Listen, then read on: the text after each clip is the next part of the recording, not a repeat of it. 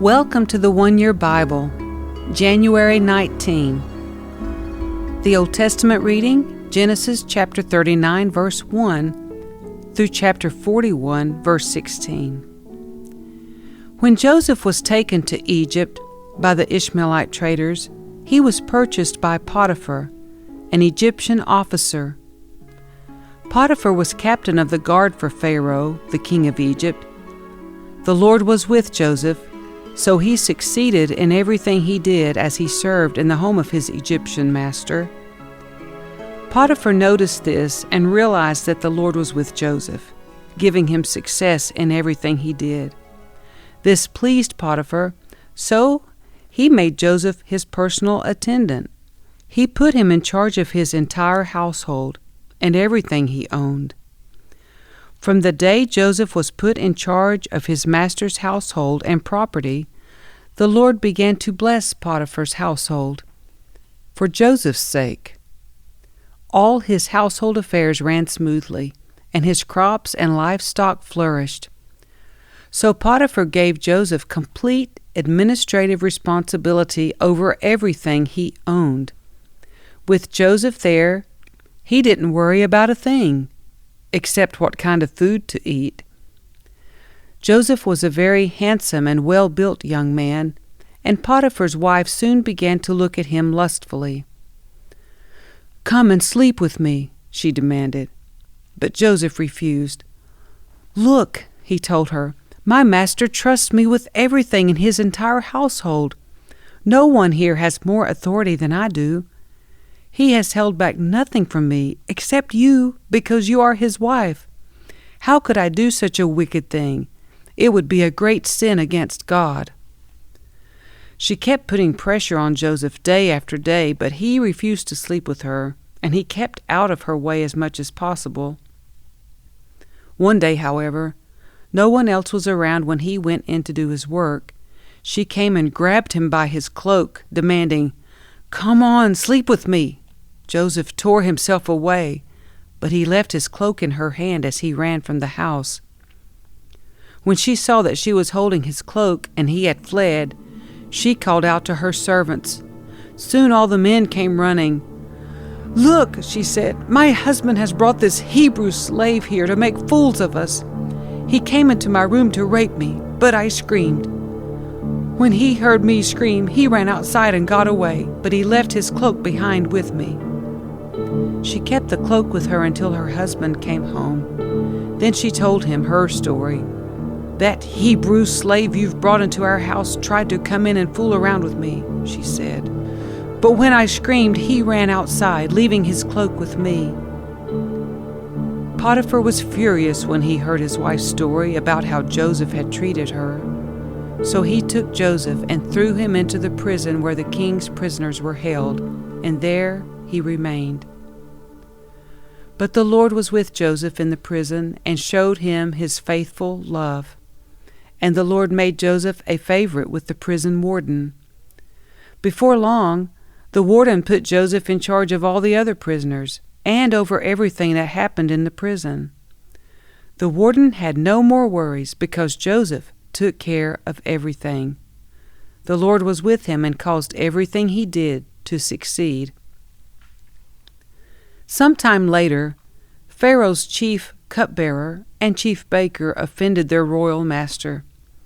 Pharaoh became angry with these two officials, and he put them in the prison where Joseph was, in the palace of the captain of the guard. They remained in prison for quite some time, and the captain of the guard assigned them to Joseph, who looked after them. While they were in prison, Pharaoh's cupbearer and baker each had a dream one night, and each dream had its own meaning. When Joseph saw them the next morning, he noticed that they both looked upset. "Why do you look so worried today?" he asked them. And they replied, "We both had dreams last night, but no one can tell us what they mean." "Interpreting dreams is God's business," Joseph replied. "Go ahead and tell me your dreams." So the chief cupbearer told Joseph his dream first. "In my dream," he said, I saw a grapevine in front of me. The vine had 3 branches that began to bud and blossom, and soon it produced clusters of ripe grapes. I was holding Pharaoh's wine cup in my hand, so I took a cluster of grapes and squeezed the juice into the cup. Then I placed the cup in Pharaoh's hand. "This is what the dream means," Joseph said. "The 3 branches represent 3 days.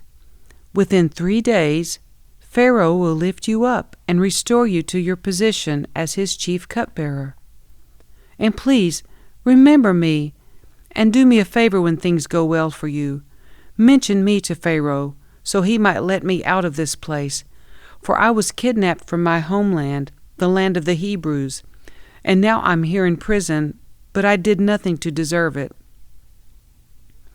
When the chief baker saw that Joseph had given the first dream such a positive interpretation, he said to Joseph, "I had a dream too.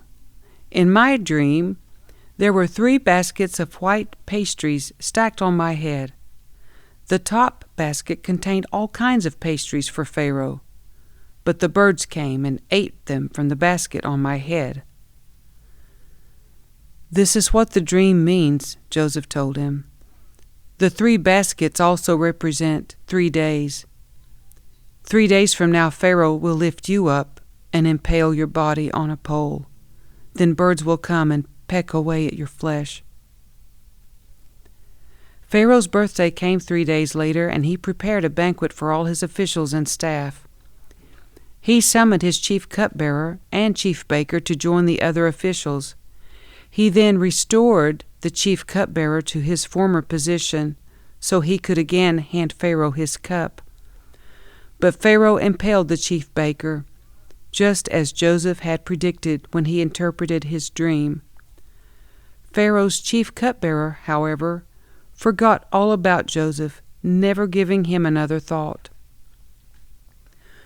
2 full years later, Pharaoh dreamed that he was standing on the bank of the Nile River. In his dream, he saw 7 fat, healthy cows coming up out of the river and begin grazing in the marsh grass.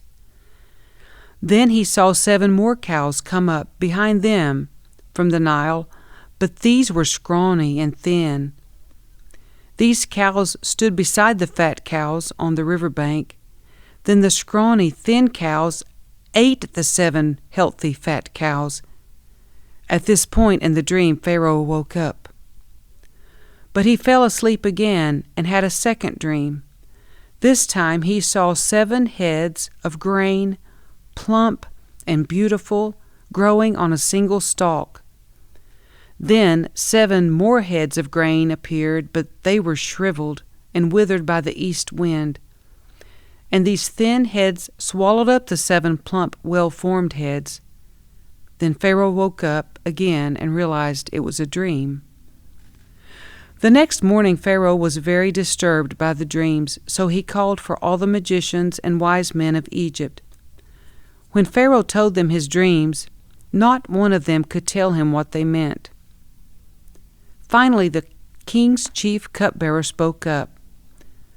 "Today I've been reminded of my failure," he told Pharaoh. "Some time ago you were angry with the chief baker and me, and you imprisoned us in the palace of the captain of the guard. One night the chief baker and I each had a dream, and each dream had its own meaning. There was a young Hebrew man with us in the prison who was a slave of the captain of the guard. We told him our dreams, and he told us what each of our dreams meant. And everything happened just as he had predicted. I was restored to my position as cupbearer, and the chief baker was executed and impaled on a pole." Pharaoh sent for Joseph at once, and he was quickly brought from the prison. After he shaved and changed his clothes, he went in and stood before Pharaoh. Then Pharaoh said to Joseph, "I had a dream last night, and no one here can tell me what it means. But I have heard that when you hear about a dream, you can interpret it." "It is beyond my power to do this," Joseph replied. but God can tell you what it means and set you at ease.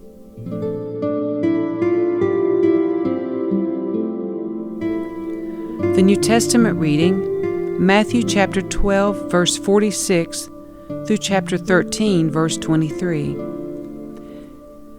As Jesus was speaking to the crowd, his mother and brothers stood outside asking to speak to him. Someone told Jesus, "Your mother and your brothers are standing outside, and they want to speak to you." Jesus asked, "Who is my mother? Who are my brothers?" Then he pointed to his disciples and said, "Look, these are my mother and brothers. Anyone who does the will of my Father in heaven is my brother and sister and mother." Later that same day, Jesus left the house and sat beside the lake. A large crowd soon gathered around him, so he got into a boat. Then he sat there and taught as the people stood on the shore. He told many stories in the form of parables, such as this one. "Listen, a farmer went out to plant some seeds. As he scattered them across his field, some seeds fell on a footpath, and the birds came and ate them. Other seeds fell on shallow soil with underlying rock. The seeds sprouted quickly because the soil was shallow, but the plant soon wilted under the hot sun, and since they didn't have deep roots, they died. Other seeds fell among the thorns that grew up and choked out the tender plants. Still other seeds fell on fertile soil, and they produced a crop that was 30, 60, and even 100 times as much as had been planted. Anyone with ears to hear should listen and understand." His disciples came and asked him, "Why do you use parables when you talk to the people?" He replied, "You are permitted to understand the secrets of the kingdom of heaven, but others are not. To those who listen to my teaching, more understanding will be given, and they will have an abundance of knowledge. But for those who are not listening, even what little understanding they have will be taken away from them. That is why I use these parables. For they look, but they don't really see. They hear, but they don't really listen or understand." This fulfills the prophecy of Isaiah that says, "When you hear what I say, you will not understand. When you see what I do, you will not comprehend. For the hearts of these people are hardened, and their ears cannot hear. And they have closed their eyes, so their eyes cannot see, and their ears cannot hear, and their hearts cannot understand. And they cannot turn to me and let me heal them. But blessed are your eyes, because they see, and your ears, because they hear. I tell you the truth, many prophets and righteous people longed to see what you see, but they didn't see it. And they longed to hear what you hear, but they didn't hear it. Now listen to the explanation of the parable about the farmer planting seeds. The seed that fell on the footpath represents those who hear the message about the kingdom and don't understand it. Then the evil one comes and snatches away the seed that was planted in their hearts. The seed on the rocky soil represents those who hear the message and immediately receive it with joy. But since they don't have deep roots, they don't last long. They fall away as soon as they have problems or are persecuted for believing God's word. The seed that fell among the thorns represents those who hear God's word, but all too quickly the message is crowded out by the worries of this life and the lure of wealth, so no fruit is produced. The seed that fell on good soil represents those who truly hear and understand God's word and produce a harvest of 30, 60, or even 100 times as much as had been planted.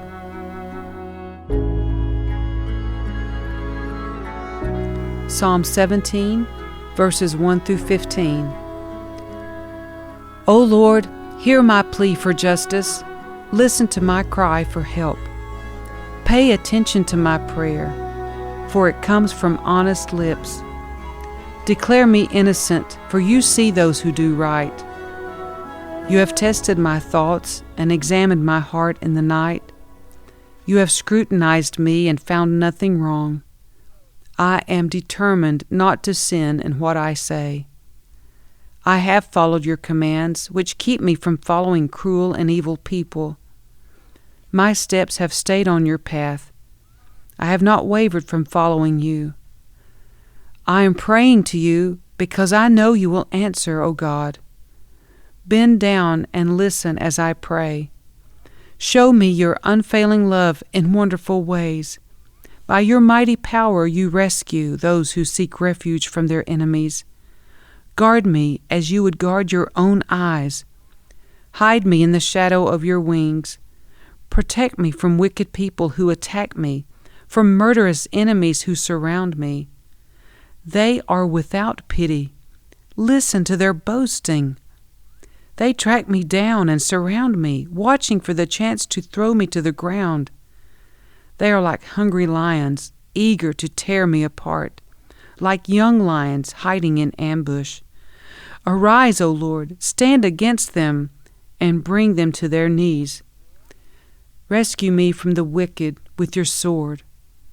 By the power of your hand, O Lord, destroy those who look to this world for their reward. But satisfy the hunger of your treasured ones. May their children have plenty, leaving an inheritance for their descendants. Because I am righteous, I will see you. When I awake, I will see you face to face and be satisfied. Proverbs 3, verses 33 through 35. The Lord curses the house of the wicked, but he blesses the home of the upright. The Lord mocks the mockers, but he is gracious to the humble. The wise inherit honor, but fools are put to shame.